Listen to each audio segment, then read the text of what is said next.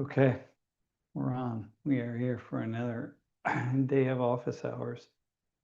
And yeah, it's all good. Hello, everybody.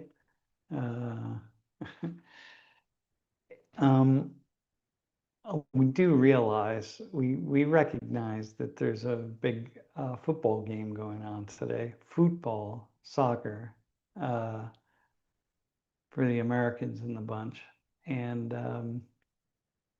but we're going to stream anyway because well, first off, because I don't have any way to watch the game unless I go somewhere, unless I leave my house, so it doesn't really matter to me. But it certainly will be interesting to see what happens. And anyway, that's it. So I'm assuming that it's very hot. The game's being played in Atlanta, and it's probably very hot there, and I wouldn't want to be there live. But I guess if I'm a fan, it wouldn't matter. All right, so listen, couple things. One, a lot of stuff going on, and it would be really nice. I want to talk about a few things, but it would be really nice if to just have, if people could pop in the chat a few things that would be really good to talk about today. Because if you have even a couple articles or something, throw it in there and I'll kick it around.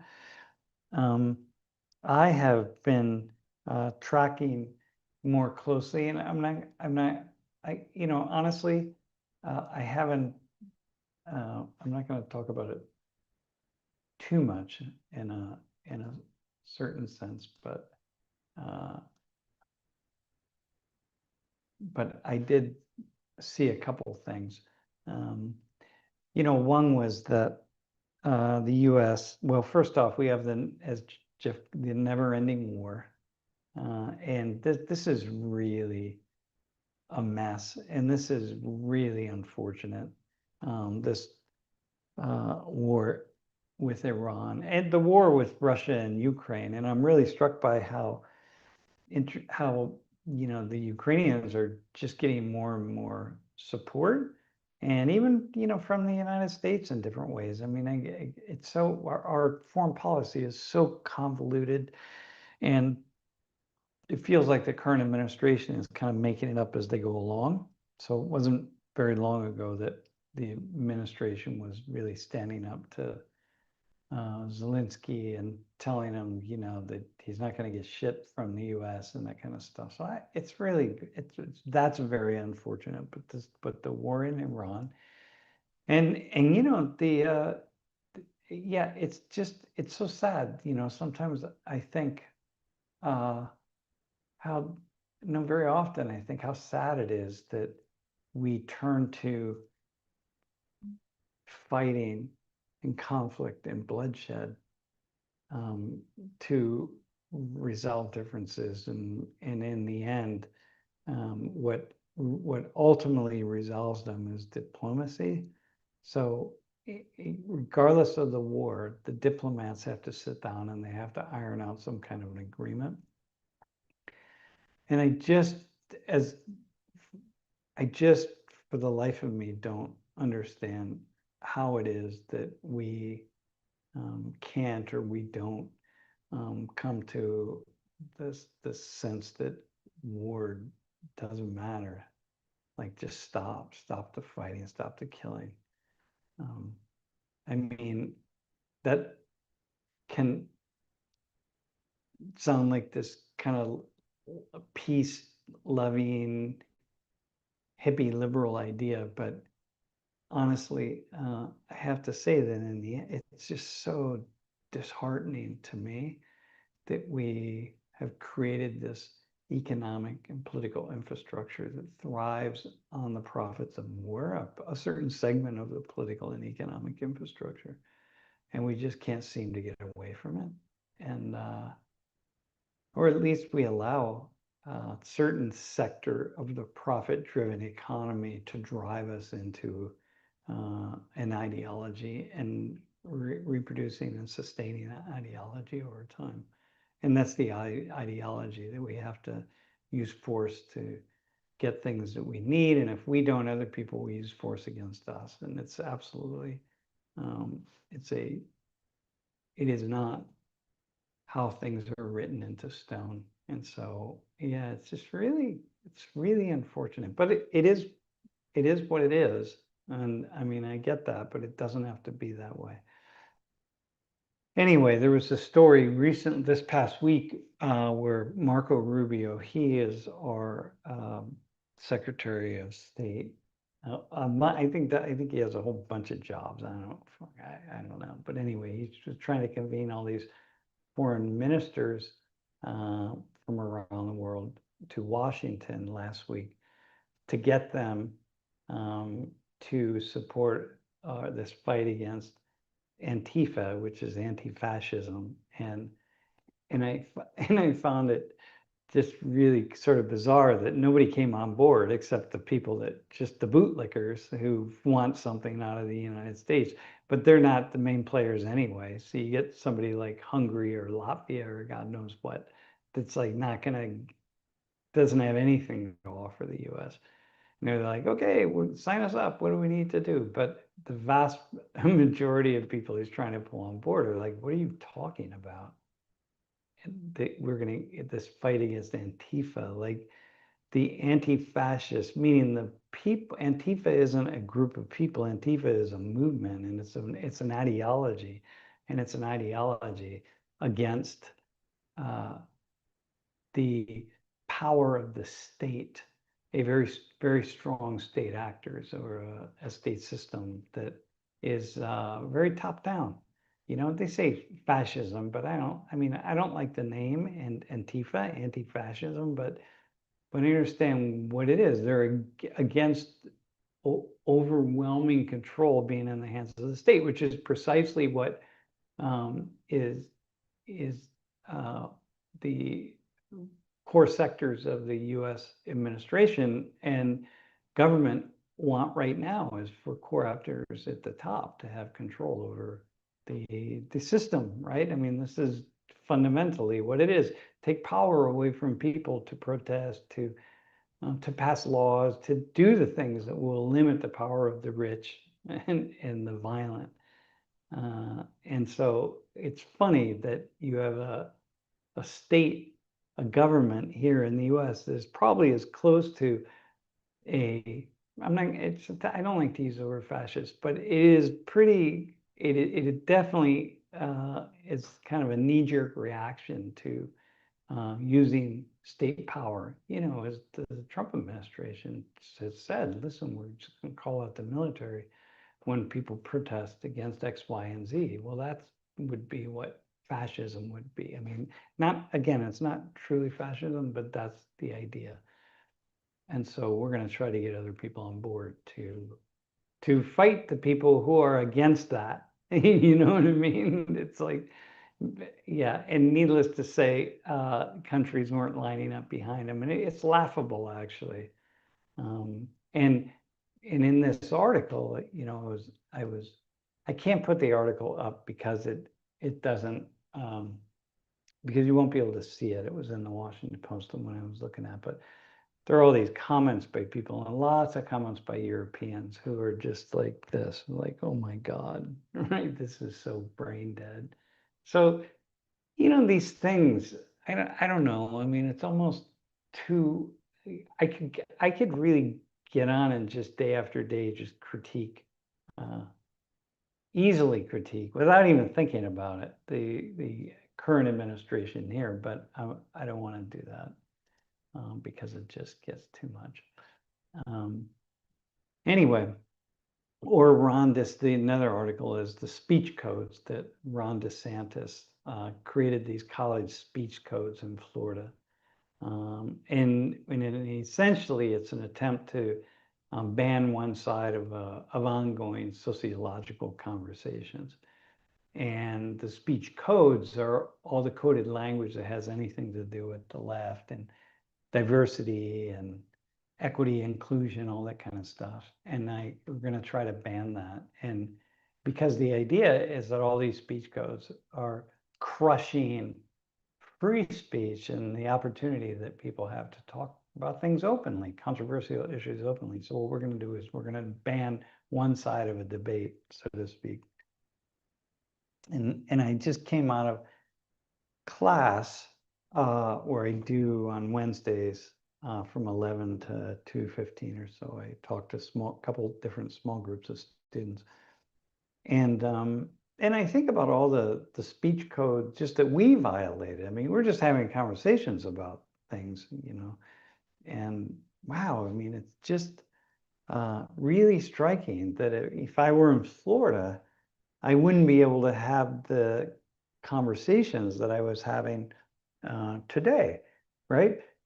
So talking about just race and color, or, national origin, sex, culture, ethnicity, just ideas about equity, just talking about equity, talking about equality, talking about these issues that we're just having conversations about. Like, I'm not trying to push students to think one thing or another. We're just having conversations, but I wouldn't be allowed to do that. And, or I'd have people, questioning it. In the end, I have to think that it would be okay, that I, that I wouldn't get in trouble. But man, I'd be called to the office, to the principal's office, many times for just having these open kinds of conversations. And I think, my God, who are these folks, man? Like, yeah. So I don't know. It's crazy. Yeah. All right. So let me see.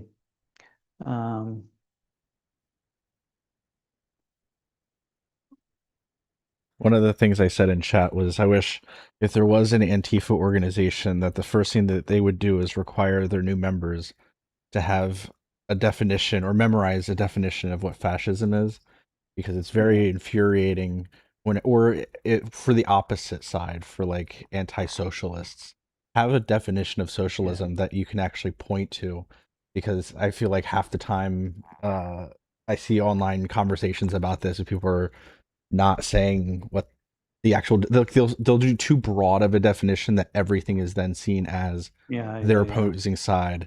Like I was at a debate and this one guy was saying that fascism is like essentially the government using power as a method of control. And it's like, well, the United States would then be a fascist country. Every country would be a fascist country because every country for the most part has a military and police force that can use force for you to follow its will. Like when you get it's only a handcuffed, matter of that's time. Yeah. Like the public, you're only going to be allowed to push back against the status quo so far, which makes sense, right? Like, I mean, you can't have the organized groups of people calling for and acting toward some kind of revolution or the overthrow of the state on a regular basis. Like, you can't do that. You gotta shut it down. And so, it makes sense. But the question is, what do you shut down? Like, I mean, here we have ICE is, going after people who are here without papers. Okay.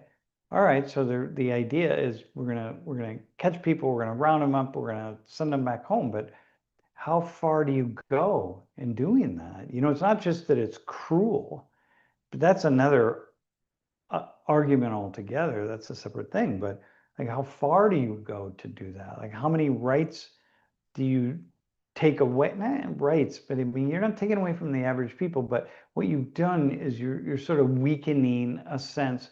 You could see that would be weakening a sense of who we are and what we are, and the democratic state, so to speak. And so, yeah, how far do you push it, man? And that's the issue that we're up against. And so I think, Jeff, what I would say is that it's always when we think, if I think I'm on the right side, and then I got to force a door open, and once I sort of kind of start forcing that door open, then if I think I'm right, I'm going to push a little harder. And if there's a lot of resistance, then I'm going to push harder and keep pushing harder. And then the problem is, once I'm halfway through, and once I maybe have it halfway open, I'm just going to keep pushing because that's what I know and that's what I come to understand. And And so this is part of the problem that we deal with. The state is is usually going to, its job is to represent the people. Its job is to represent itself and to reproduce itself. And so the state is very often going to go further than the average person would like it to go. But by the time you realize that the state has pushed down that door so hard, you've lost a lot along the way. So yeah, this is like, man.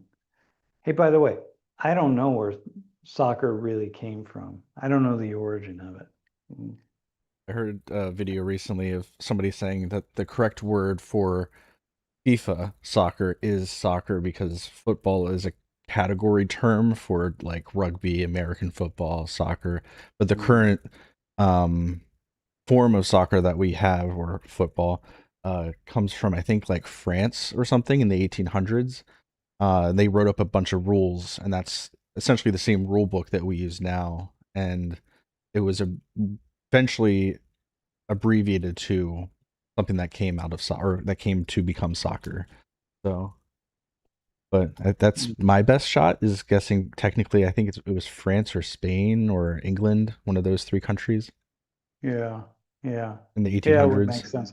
I'm sure in the very beginning it didn't look anything like it looks now. Well, obviously it didn't, but And each yeah, like Gaelic football and rugby yeah, are like kind of similar, but they're also very different. So yeah, yeah, yeah. Or isn't there also an Australian version of kind of rugby, a type of rugby that's, yeah, I think in Australia, rugby itself, like what we would think of rugby, American rugby, I guess, are very similar, but they might even have a yeah. different version that, Well, it only makes sense that, you have a ball, right? You have some object and you kick it around, you throw it around, you try to get it past something, right? It's like tug of war with a piece of rope.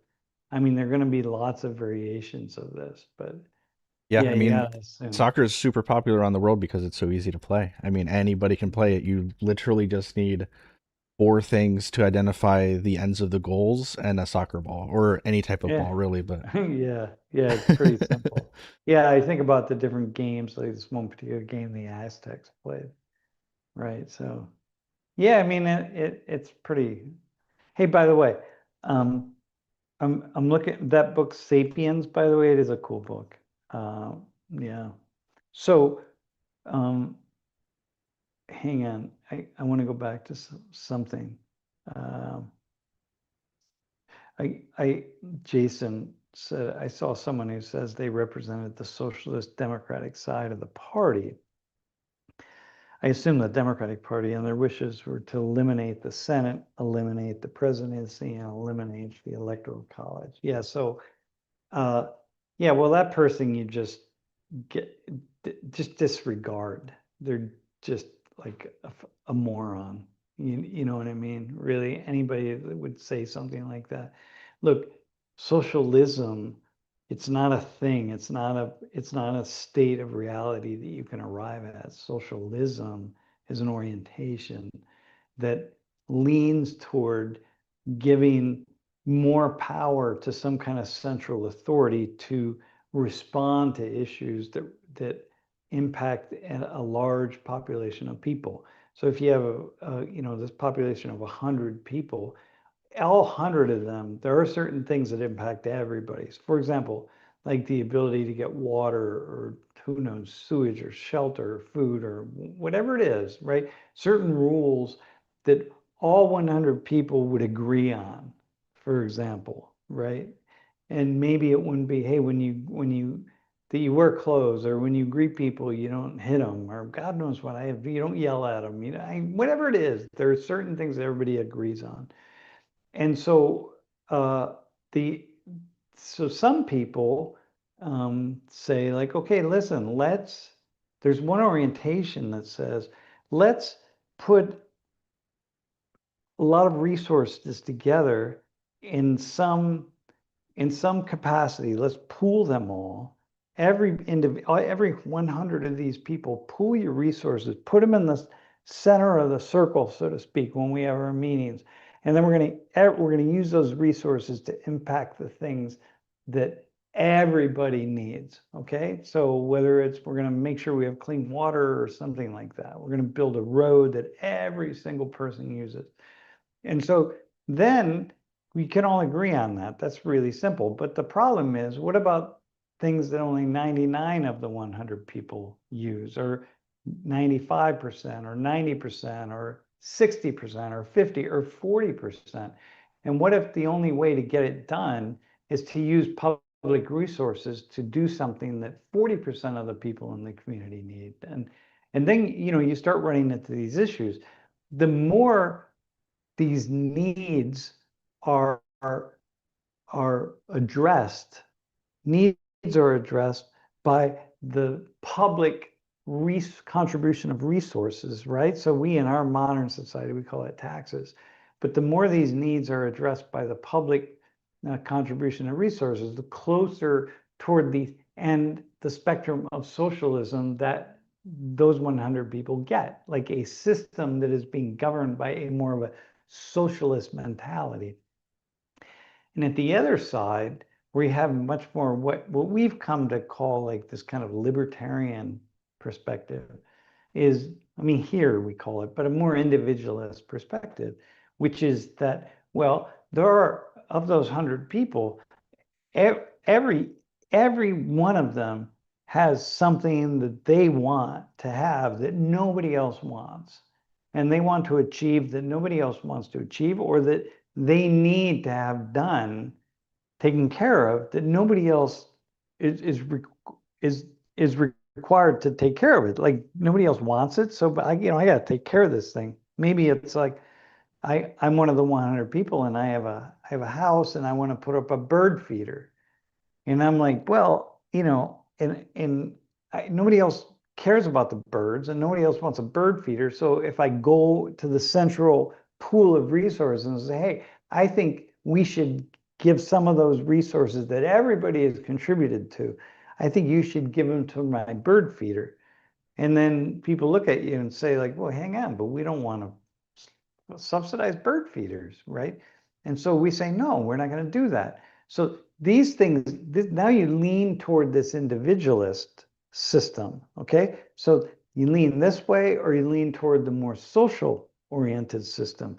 But either way, you're still going to have tax dollars in the middle, because there's no way the extreme side of individualism is equal to the extreme side of socialism. You can't have a society based on one or the other, right? You can't take every single tax dollar at this end and do things that benefit every single person in the community all of the time. It's just not possible unless you do it by force. And even then it's not possible. Or you can't tell each person, hey, we're 100 people in this community, but what we're going to do is you're just on your own. And so whatever you can earn, whatever you can make, whatever you can do, you just keep it for yourself, and you're responsible for yourself. Well, you're no longer a community then.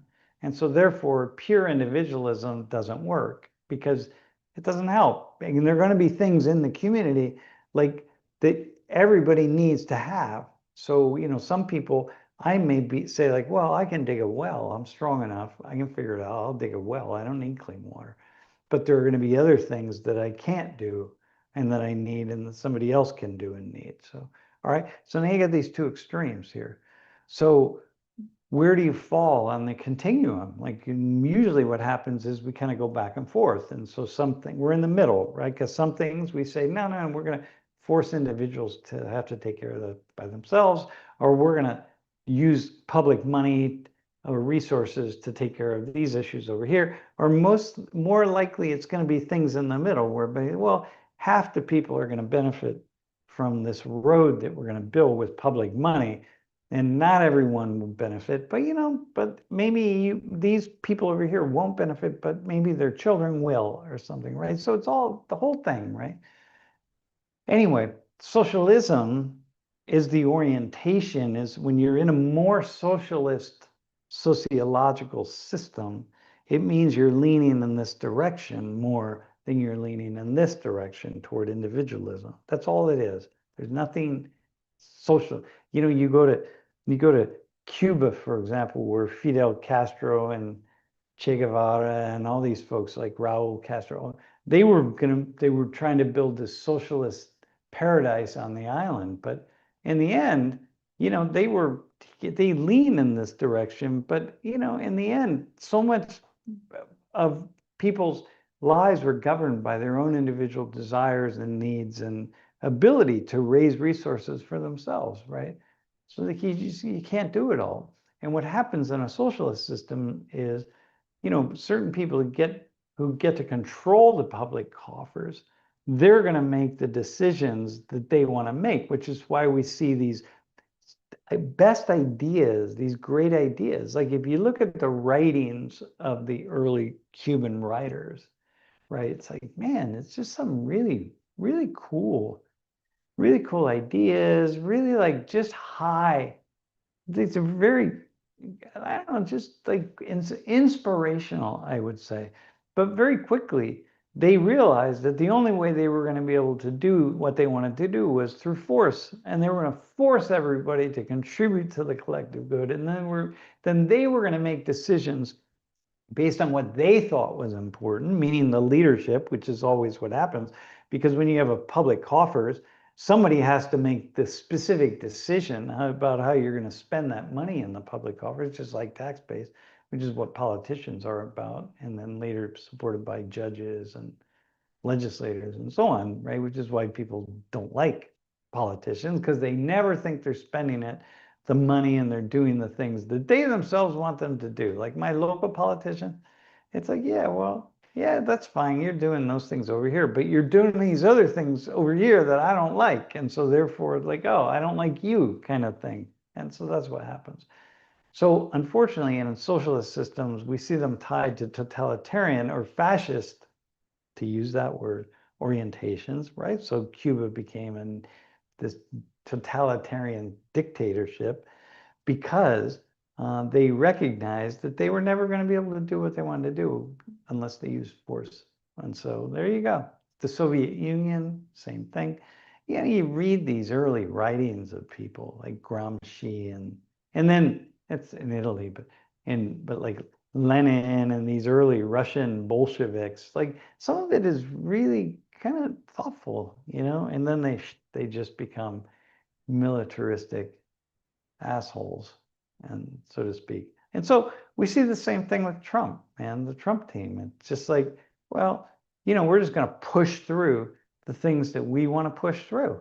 And then everybody else, it's like, wait, did we call for this? Is this exactly what we wanted? We see the same thing with the Obama and Biden and Carter and Bush and everybody else, man, and Clinton. It's just like, now they're going to make a decision, but they got to, in the end, they got to push through their ideas. And we're not always on board with that. Human beings, we're not on board. Like, we don't spend tax dollars the way I think we should spend them. So, but everybody agrees with me. Everybody will say, no, I'm fine paying taxes, but I don't think, well, okay, some people aren't fine paying taxes, but you're like the knuckleheads, because go shovel your own fucking snow on the highways. You know what I mean? Get a snow shovel and go out and shovel snow in front of your car on the highways as you're traveling along Route 65 or whatever it is, Route 70 to 75 going down south. Because, like, well, you don't want to pay taxes, so therefore you do it yourself. You know what I mean? And if you hire a private company to pay to plow the roads, those are taxes. Everybody has to chip in. In New Jersey, where I used to live, like, yeah, we didn't have, the local government wasn't paying, they weren't collecting the refuse. So they weren't involved in that. Like they didn't collect it. So I didn't have to pay refuse tax. I didn't, like here in State College, I have to pay taxes for them to come pick up my trash and recycling. So I pay that. I don't know what I pay every half a year or something. I pay $250. Who knows? Maybe it's every 3 months, whatever it is. Well, I didn't pay that in New Jersey, right? But I paid a private company.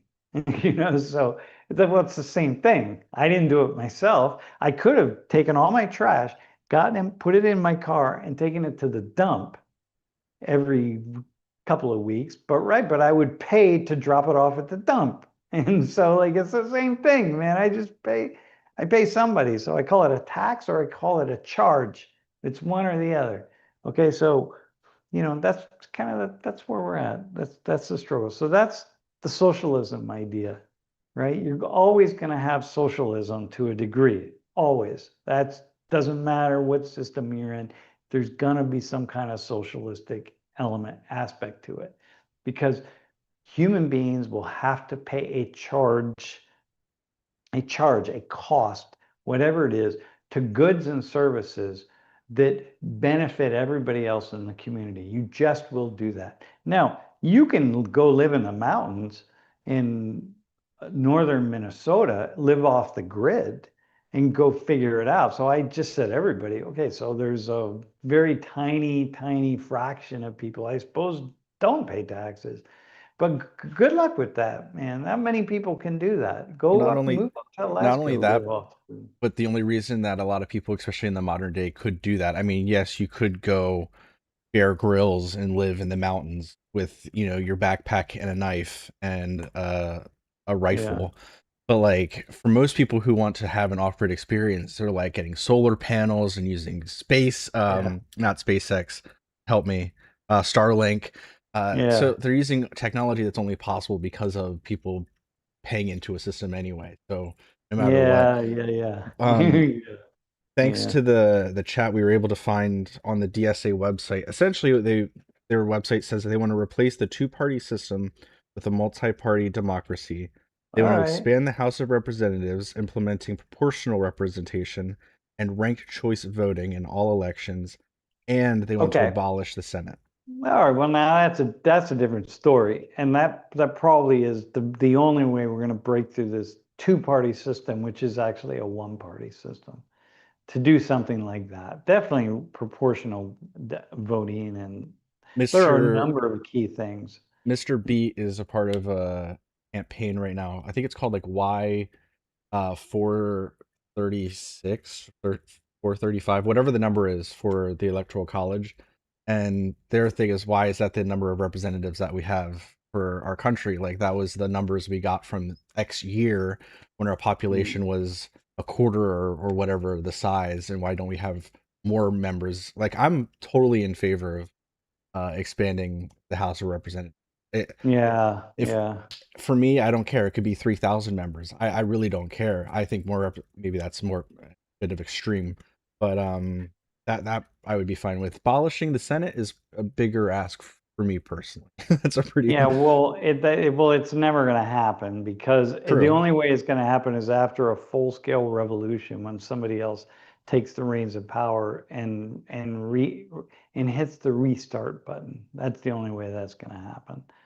So it's sort of like, but we do live in I mean, there's no question that this has just become a system based on bribery, right? I mean, fundamentally, that's what drives the system. You buying and selling, the decision making. I mean, fundamentally, that's what it is. And then, we can just take it to new levels. But hey, by the way, Jason's $95 a month where you're at, and the recycling is fake. Yeah, it's all fake, man. It all goes mostly across the board, it goes to the same place. The other day, I had this plastic bottle that I was throwing away in it. It was kind of soft plastic, but it had a really hard plastic cap on it. And I took the cap off because I know that's not recyclable. And I put the plastic bottle in my recycling bin. And then I stopped and I thought, dude, seriously, that's not going to get recycled either. Although, we're getting there, right? There's no question we're getting there, but um, yeah. Listen, the problem is with the socialism idea. Again, unless you completely go off the grid, 100% off the grid, man. And even then, you're going to go with a certain number of tools that you bring with you that's based on something. But unless you go 100% off the grid, you're going to be participating in some kind of socialist system, meaning that you will contribute your resources to some entity that responds to needs of the larger good. Okay, and you may disagree with the larger good and who they are and what needs they should be, and of course you will. Like any thoughtful person is going to have their own ideas of what we should spend money on. Like some people will say, well, I don't want to spend money on policing or war goods or whatever it is, or these kinds of services or those kinds, or I don't want, doesn't healthcare services, whatever, just let people live until they get sick and then they die and that's the end. I mean, that could be your ideology. But so no one's going to agree on that, but that's what's going to happen. You will participate in some kind of in actions that are rooted in socialist sociology, right? In socialism. So, and you are going to participate in actions that are rooted in libertarian ideology, meaning like pure individualist ideology, where you are fundamentally like making your evening dinner. You got to go make some money somewhere, and you take that money, you go buy some food, and you bring it home, and you cook a meal. Like you're responsible for that. Make it work, make it happen. And so you're going to participate in that too. Like you could be the biggest socialist in the world, but in the end, you're going to engage in behavior that's only going to benefit yourself and that you are responsible for. And those two things are going to sit side by side. They're going to live side by side. And that's like, I don't know, that you see how these things come together, right? It's like the free will and determinism, or, the collective and individuals. And so if we, I don't know, if we just saw the sociology of these things, or I don't know, if we just saw it more sensibly, we could stop fighting over words and things that, I don't know, somehow don't seem like they matter too much. Anyway, that's my thought. Yeah, I don't know. I'm not following France, by the way. But the degree to which, well, I mean, what I'm following is they're not much more successful than we are at any of this. But it's really difficult. Yeah. Well,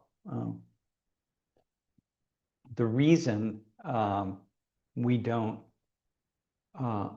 we don't have term limits on lots of dimensions of our government, and others we do.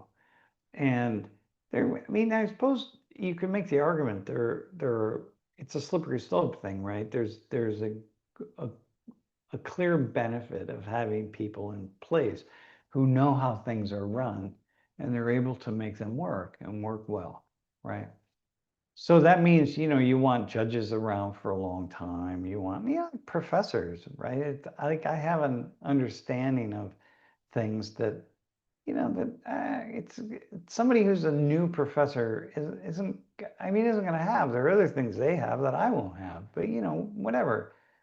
So if I think about this, right, term limits, it's like, well, it's kind of nice to have some people around who have a lot of skin in the game over a long period of time. But at the same time, then they have greater opportunity to establish or forge these long-standing alliances that allow them to really benefit in certain ways. And make it more difficult for true authentic change, whatever that is, to actually happen. And so then it's a slippery slope. At what point do you impose a term limit? At what point do you say, like, yeah, okay, enough of that. We don't need that. And like in Colombia, for example, it's every 4 years. They change the president. You only can run once, man, and then you're out. And like, man, that's pretty disruptive. So I don't know. That's one of the reasons we don't. But then you open it up and you got the Mitch McConnells of the world. I think he's dead. Is he dead? Is he dead? He does. He's not. You think No, he's it still? was actually when I got the news about Lindsey Graham. I was about to send it to a group chat, and I was thinking it was Mitch McConnell, and I was like, we're all surprised. But then I saw it was a different person, and I was like, oh no, it's somebody else. No, Lindsey I Graham was the one mean, who died. yeah, But both of them are career politicians, which again, like you said, huge pros and huge cons to having somebody who's been in Congress for so long. like the relationships that they have is both amazing but also super corruptible. Like it's Yeah. really a double-edged sword. Well, if Like you're, I know somebody who doesn't want term limits for the president because they're like, "But even in 8 years, what is a president really going to do?" I mean, think besides like the ACA, like a lot of the other programs that Obama tried to do, for instance, because he was spending a lot of money trying to get government programs after the Great Recession was on its way towards its end. Um, there there were a lot of hmm, there were a lot of things that just didn't stick, or that Trump came in and he got rid of, or Biden came in and he wasn't well, able to get kick-started again. And so there's something to say about maybe not having term limits, but yeah, or but maybe extending the length of a term. Here in Colombia only has one. Is That's yeah, but crazy. listen, yeah, but listen, but here's the flip side of it, right?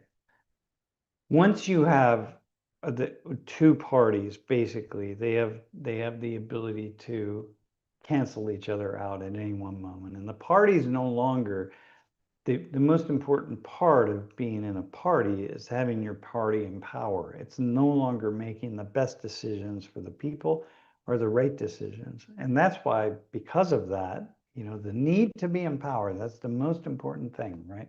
Because power is where the money is, right? I mean, this is where, the lobbyists and the political parties itself are just these billion-dollar organizations. And so it it the key is not to make the best decisions. If it was make the best decisions, you would sit down with people who had slightly different, usually the decisions, the different perspectives that people have, say in any government, but in this government, they're mostly fairly small. For example, if you take the reasonable people who want to change our immigration policy on one side and the reasonable people who want to change the immigration policy on the other side. Like there's nobody on this side that wants full open borders. Like nobody, there's no one on the left that wants that. It's just like we should just remove the borders. And if there are, the handful of people who would make that argument, don't even listen to them because it's just stupid and silly, right? Okay, so then you have they would be like people who think there are people out there who think that every school child starting at the age of 5 should be shipped off to a school somewhere and live 365 days a week and just be forced to learn every single day. There's someone out there who thinks that, but you don't include them into an analysis of education policy. It's like it's silly. Okay, so you don't have that. And on the flip side, I don't think there's anybody, and if there is, they're not worth listening to either because they're a lunatic who thinks like, oh yeah, we should just hunt down and shoot everybody who doesn't have papers or whatever. It's just like that's not it either, right? Or we should do whatever we need to do to find the 10 million or 11 million people who are in the United States without papers, whatever it is. Knock down doors, beat down doors, stop every car on the road, whatever it is. That is such an extremist perspective that set that aside. So now you got people on these two different sides who lean in this way. It's like, yeah, we need to really remove a significant number of undocumented people from the nation, or we need to actually find ways to legalize whatever the case is. Put them in a room, have them talk to each other, come up with a thoughtful policy that they can all say, like, yeah, well, it's not, I don't agree with this 100%, but this is good. Like we've really ironed something out. Like the people on this side are able to say, yep, I see what these thoughtful people are saying over here, and the people on this side are saying, yep, I see what these thoughtful people are saying over here. And you don't just build these like extremist caricature versions of arguments whereby people can't even see anything valuable in the other side because you're not hearing from the thoughtful people on the other side because the parties are not interested in thoughtfulness. The parties are interested in just getting votes in that small segment of people in the middle who they can move this way or move this way, right? And so how is that beneficial? Like how is this two party thing? How is that the best way to be? It's not. It's not. But good luck rebuilding it and creating something else. I mean, it's very difficult to do. So, you know, Jedi and Sith battling for power. Yeah, that's what it is, man. Yeah, and it's too bad. I mean, you know, we're here, we're not, you know, we're not going to be able to get out of it. And, you know, all I know is for me, I'm not willing to, I don't want to characterize this like the you know, like here. So I saw I saw this me. Yeah, I don't want to just build caricatures, man, because it's just that. Yeah, it's just kind of it's just silly. Because in the end, everybody gets hurt. So, but that's where we're at. And I guess my job, I just try to be as thoughtful as I can in the middle, and then I guess talk about that publicly. I mean, that's what I'm doing now. So just talk about it. I know it's never going to happen, and I understand the nature of the problem and how we get stuck here, and we are stuck, and we're not going to get out of it. But you know, whatever. Well, I'm not going to fall victim to the same thinking is that I think is quite problematic, right? So, God, I don't know. Wendy's, yeah, politics is like Wendy's and versus McDonald's. Yeah, yeah, yeah, yeah, yeah. That really kind of is it, man. It's just, you know, you're gonna get one hamburger or the other hamburger, and they mostly don't. Neither of them taste. None of them taste especially good, but you know, they've been manufactured They both have in a salt and way. pepper and cheese. Yeah, they got enough, and they've been manufactured in a way that most people tolerate them and come to say like, oh yeah, I like this. It's like Coke and Pepsi, you know, we've- and so like, yeah, well, whatever. So it's it's kind of disquieting, I suppose. Yeah. All right, what do we got, man? Caricaturing of opponents are useful for persuasion, might be useful for finding truth. Yeah, well, it's definitely effective for persuasion, right? Because you get people, you suck people in. Here, I'll give you an example of one. Uh, Man, I can't put this in. Jeff, I don't know. I'm gonna sing you something. All right. See if you can put this up on the screen. I can screen share. Yeah, all right. Hang on. Oh yeah, I forgot about screen sharing. You needed Matt in the chat. Yeah. All right, here we go. Hold on, just give me a second. I need to change the screen here. But start talk. You can talk about it. All right. I'm gonna screen share this thing that I saw. And it's a, you know, it's a caricature thing, right? I mean, it's just kind of silly. Jeff's gonna fix this. Oh wait, hang on. I moved it. Hold on, my bad. Okay, I fixed it now. I recentered it. Yeah. All Yeah, they right, can see man. it So now. I saw this, and like, okay, this. Who is this?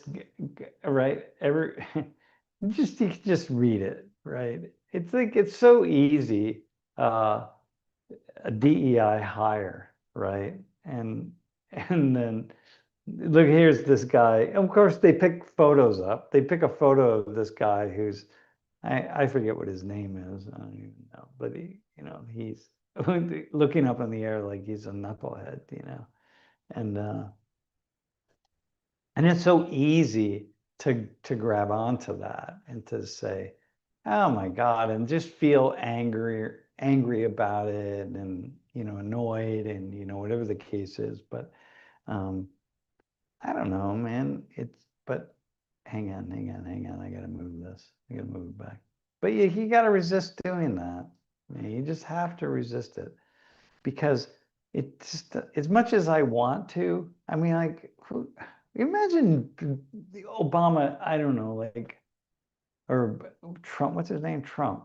Imagine the current administration nominating me to be like Secretary of Education. Like, I don't know anything about that. Like, I mean, I'd be embarrassed to show up in Washington, show up in the Department of Education and meet with the staff and be like, okay, here I am. But imagine, nominating me to be like a national security advisor, which I also know nothing about. I can't even remember to lock my doors at night, and I never lock my car at night. It's like I'd be Don't say that on embarrassed. YouTube. He's What's joking. that? He's joking, people. What, that I don't lock my doors at night? Yeah. Yeah, yeah. No, I say I can't remember. Lori comes in and locks them for me. Yeah, I mean, it's just like, oh my God. Yeah. So anyway, it's kind of I see something like that, and um I don't think, okay, hang on, Crushwick. The most, I wouldn't say I think most politicians get into politics because they want to make a change, especially absolutely at the local level, man. No school board, whatever it is, people want to make a change. They feel like, yep, I'm gonna volunteer my time and I'm gonna like help make things better, right? Just like, the vast majority of police go into policing because they want to protect vulnerable people. They just feel really a sense that that's important to do. So, okay, yeah, we get that. And I think most politicians go into politics for that reason. Now, when you get to a level of like the Senate or something at that level, well, all those people, they started, almost every one of them started at a much lower level, right? So, they've done something that they wanted to do to, represent, to contribute to the betterment of whatever system it is that they're operating under. Okay, so, but so I say that, but you don't think I've heard you play with the idea that opening the borders as much as we did was a power grab attempt. Yeah, because I don't think it was. I think what it was well, hang on. Under Biden, it didn't, I think under Biden it was just pure incompetence. Because you have to listen, you got to understand. I had enough experience in South America on this, so let me just. I think it was incompetence. Okay, because what's the power grab to do what? These people can't vote. They're not gonna. They're gonna come. They're gonna come over the border. They're gonna not easily become any kind of citizen to be able to vote, to be able to have any kind of power to do what? To vote Democrat? Like, that's not the case. And then we even know that Latinos, Hispanic voters, just as many of them shift to the right as shift as be on the left. And so, that's not, anybody with any kinds of thought would know. We did any analysis of the situation would know, like, okay, we're not necessarily going to get those borders. But I think in Biden's case, it was just pure, it was just incompetence. And the message went out. The way it wasn't incompetent, it was just really bad timing, is the message went out across Latin America that, like, okay, the Trump administration was over, and there was a new sheriff in town, and that the new administration, meaning the Biden administration, wasn't going to be as uh, treat migrants with as much force and depravity, right, as the Trump administration did. Now, I'm not saying it's force and depravity. I'm saying that's the message that went out, and so lots of people start coming north. Like, okay, we're going to have a whole different policy here, and then they went out and said, okay, now what we're going to do, we're going to revamp who are refugees.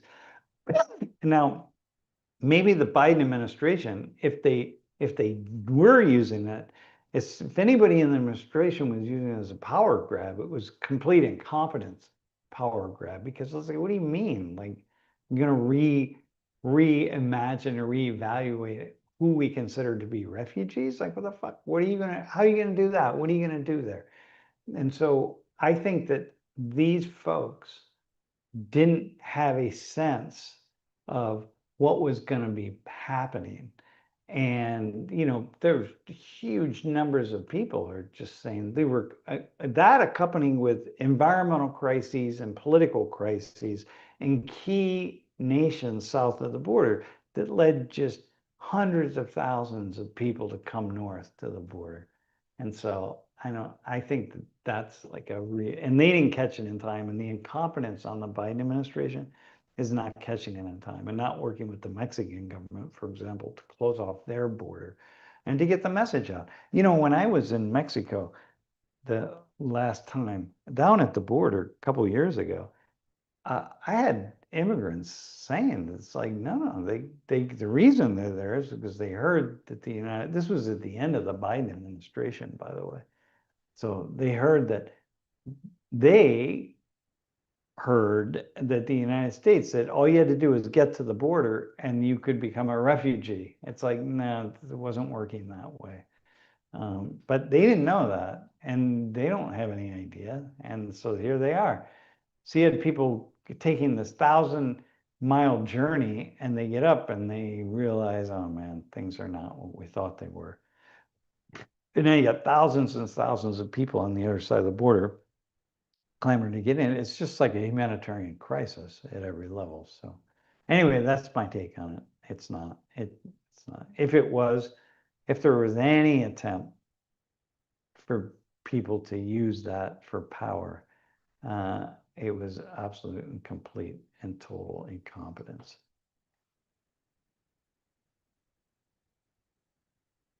All right, man. All right, so what else do we have, man?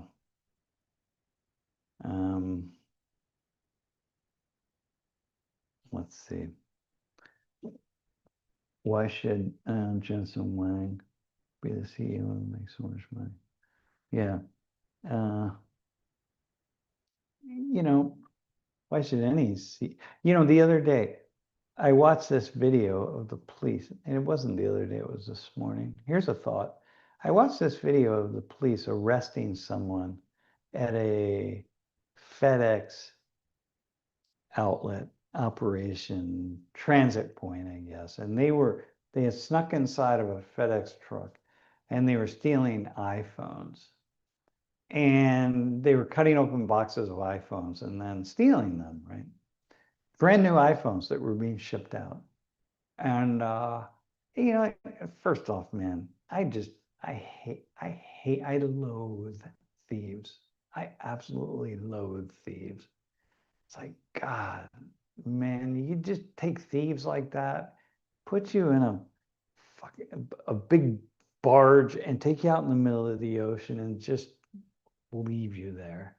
And man, I loathe that. It's just so wrong at every level for me, right? So I was thinking, like, this person, they caught him with like 30 iPhones, right? Brand new. So that's a lot. That's $30,000, right?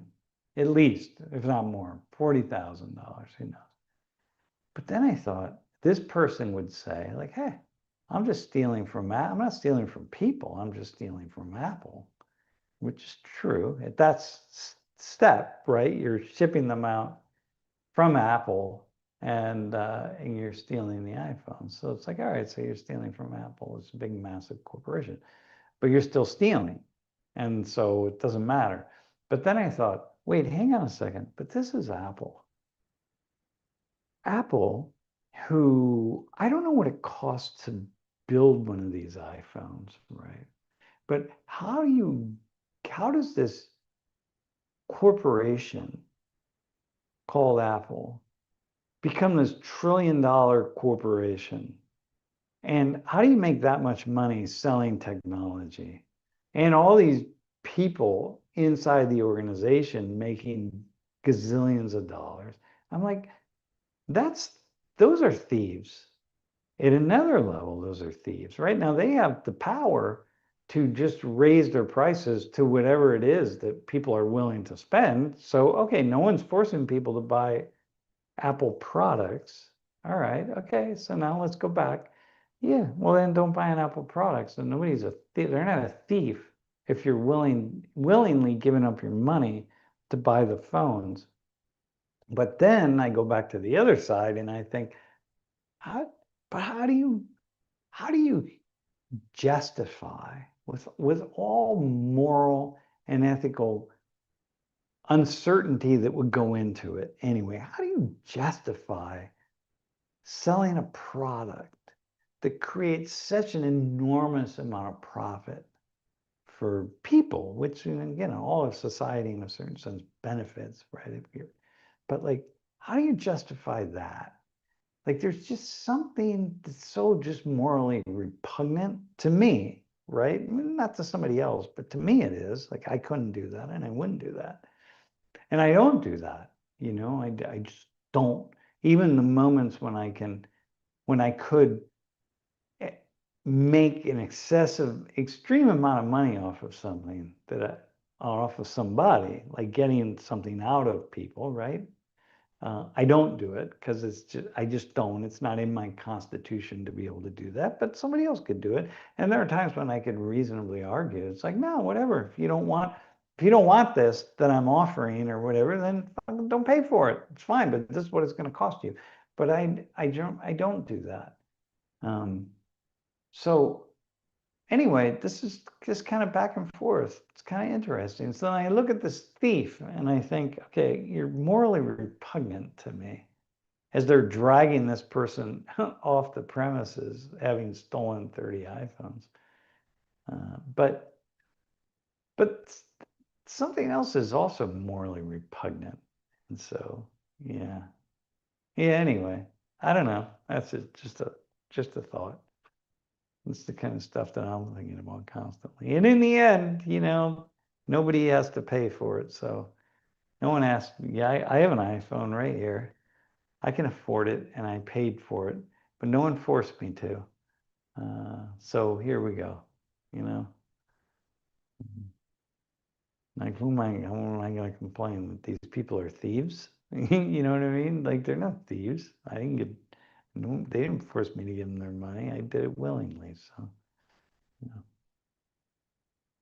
And because of that, even if I had the opportunity to steal my iPhone from the factory where the iPhone is made, right? Presumably, let's say you got thousands upon thousands and thousands of iPhones, right?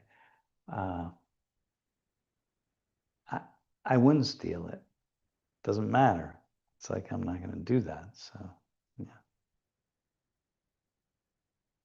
that's how I operate, man. But that doesn't mean other people have to operate the same way. But it is kind of interesting to watch my mind go back and forth as they were arresting that person for thievery and then saying, wait a minute, hang on a minute, corporation's a thieving corporate. Now, there are other things Apple does that they have consumers by the cojones, for example, and they are able to use their behind the scenes power to bribe politicians and other companies and other whatever to do certain things that they want, and then will net them greater profits. I mean, there's no question that that's happening. I don't have a specific example in terms of Apple, but I know it's happening. So that's the nature of it. That's why they have so many lobbyists around the world, not just in Washington, but definitely. If I took the time, probably would take me all of about 10 minutes to find something. So, okay, so in that sense, they're doing a very similar thing. Yeah. Hmm. All right. Man, life is better where the Wi-Fi is weak and the whiskey is strong. Yeah, maybe so. Hey, on another note, I've been playing a lot of golf recently, and there's a 9-hole course that I've been playing a lot, and I shot a 42 yesterday. Now, I had one mulligan for sure, so probably would have netted, had I not taken the mulligan, I probably would have netted a 43. Well, maybe. I very well might have. And but a 42 for the golfers out there. It's 42 and not an easy. I was playing the closer tees, not the very front tees, but a 42 is pretty good. I was very happy with it. Had some really spectacular shots, and I blew up one hole. Got a 7 on a par 4, which I should never. It was just one shot that really like rocked me, man. So, but you know, what are you gonna do? Yeah. All right. And by the way, what's the current score of the game? If someone could, did anybody score yet? I'm curious about that. I didn't see. All right. Any other thought? Any other thing that I should riff upon before it's 0-0. All right, man. 0-0, just beginning second half. No more daylight savings potentially. I saw that. Well, we got to get the Senate to vote on it, but I don't know why the Senate wouldn't pass that. There might be, I think one of the reasons why people like it is for part of the year it makes it safer in the morning for kids at school who are out getting their buses. So that might be a reason why not to do it, but I don't know. Um I feel like there's a chance it'll happen, which would be crazy because there's people who are, you know, like my niece who will never know what it's like to have to change your clocks twice a year potentially, which is just kind of a crazy thought for me to have. Yeah. Um I Dude, also she can do that. Just like go tell her. Just lie to her and tell her, oh, they reinstituted daylight savings. So yeah, I don't know. I'm torn on it because of all the different international work that I do. It's, I don't know like which way is best. You know, sometimes it's move it forward an hour, sometimes move it back. I'm I, I'm kind of torn. Yeah, so for me, it's kind of nice just to balance it out all year round. But I guess I'll get used to. I don't like doing it, but I'll get used to it. Yeah. I like doing it in the fall because you get that extra hour. Spring it sucks, but and then I also asked in the chat, how's the summer course going? What are the students talking about? And then you should try and get one of them to jump onto the call at some You point. know what? It's mostly a Q&A, and it's fine. You know, I'm answering questions about life. But we had a couple interesting conversations today. I was asking about alcohol versus marijuana among their friends and among their parents. And what it seemed to be true, I mean, what seemed to be the case was that parents are overwhelmingly more open to alcohol, to them drinking alcohol than to smoking weed. Um, and that most of their parents have a kind of a mixed relationship with weed, which makes sense because they're part of the generation of people and who came of age in the 90s and the late 80s and the 90s and the early 2000s, for whom, you know, this anti-drug, anti-marijuana message was really, really strong. And so that was kind of interesting to me, but none, you know, still a little bit surprising. I was kind of, and among friends, they tend to be people, college students tend to be either marijuana smokers or alcohol drinkers or neither. Like they don't do either. So it's sort of like a third don't do anything, a third are potheads, and are marijuana smokers, and a third are drinkers. And then in there are people that do both, obviously. But um, anyway, I found that to be really interesting. Uh, kind of, yeah, so that kind of stuff. And that, yeah, they, for the most part, they don't have, parents are still kind of not really carefully and thoughtfully having conversations about drugs and alcohol with their kids. They just kind of tell them like, hey, don't screw your life up kind of thing, but they're not being really really thoughtful about it. Yeah. So that's kind of, yeah, I find that really a little bit interesting. But at the same time, I don't know. If I had a kid, no, I'd probably be very, very, very clear. I would be very clear with my kid about how to use these different, uh, yeah, these different, different drugs. They're all drugs. Alcohol's a drug. So, uh, yeah, how to use them thoughtfully, or don't use them at all. I mean, whatever. I mean, that's even better. Like, just go live life. But yeah. So anyway, that was a really interesting conversation. Um, you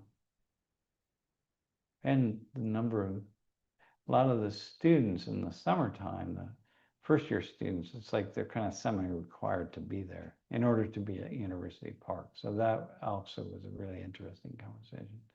Like, we have these different campuses around Yeah.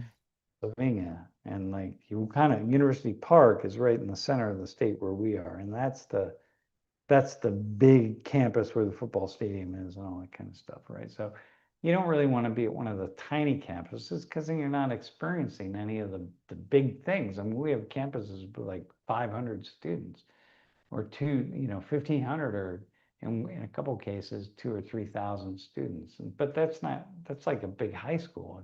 It's not the same as being up here. So that's not the Penn State you think about. So I have a lot of students, and in order to be here, they have to be in the summer class, which costs them a lot of money, man. So Penn State is, in a way, they're just kind of forcing money out of them. It's kind of uncool, actually, to be honest with you. It's like, well, we'll let you come up here if you give us summer tuition money, and pay knuckleheads like me a salary. Like, that's kind of, I don't know, man. It's not kosher, as they say. So it doesn't feel good. For people not at Penn State, the reason that the first year summer session exists, from the university perspective, is to give students who are coming from high school a taste of what university life will be like, with living on campus and taking a couple of classes, but still not a full semester. But at least, yes, England scored. People in my house are starting to yell. um, but yeah, that's the idea. So I had a couple of Yeah. friends who, they were 18 years old, just graduated high school. Yeah. They came up. Yeah. But you don't have to do that at Penn State. You could go to like, I went to a satellite campus for 2 years, and I started my first semester fall. And then there are first years who come up, just their first semester is in the fall. So And some people get directly admitted here to University Park. So then they're not, it's not part of it, right? Wait, so England scored, it sounds like. yeah, You know what? around The 55 Brits. minutes. All right, I read this. I in the I read the Atlantic every month. The Atlantic is a really thoughtful magazine. Very, very thoughtful, like really cool. Good writing, very moderate in politics and so on. Anyway, it was this really interesting article about Britain, and about really how Britain's on the struggle bus, man, and does not appear to be getting off anytime soon. And anyway, it just leads me to think, all right, man, let's go. The Brits haven't, England hasn't won the World Cup since 1966, right? Argentina won last year, so let's go.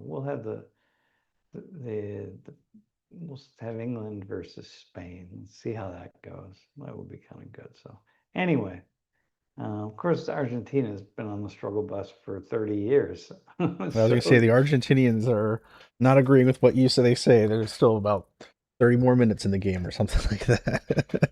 yeah, well, it's whoever wins win. Well, all the teams that I would have supported are out. So, which would be all the underdogs. For me, it's any team that has never won before, right? That's what I'm after, man. That's who I supported. When you look down that list of all the countries playing, it was just pick four out that have never won. That's who I want to I think that's see. One of the Sam의. reasons why I like the Cubs so much for baseball, because for over 100 years they didn't win the series, and I was like, all right, I'm for them. I'm for the underdog. Let's do it. And then they won, and it was huge. Yeah. Yeah, I would like to see it. Okay, man, listen, it is 4:20. Well, it's 4:18, but by the time we hit the end button, it will be 4:20, which is a prescient time. And I think we'll pop off. And especially since, man, I've been talking since 11 o'clock today, so I'm pretty tired. All right, Jeff. So thanks everyone. We'll be back next week. I'm gonna try to do I have word out for a couple other streams that we'll do, but I got so much happening this summer. Um, yeah, I don't know that we'll for sure be here on Wednesday, man. Okay. Gracias a todos, and thanks, and be well, and go check out the game or don't check out the game, because either way it's going to happen, and we're all going to just continue on with life until we are no longer here. So it's all good. All right. Thanks, man. I'll see you, Jeff.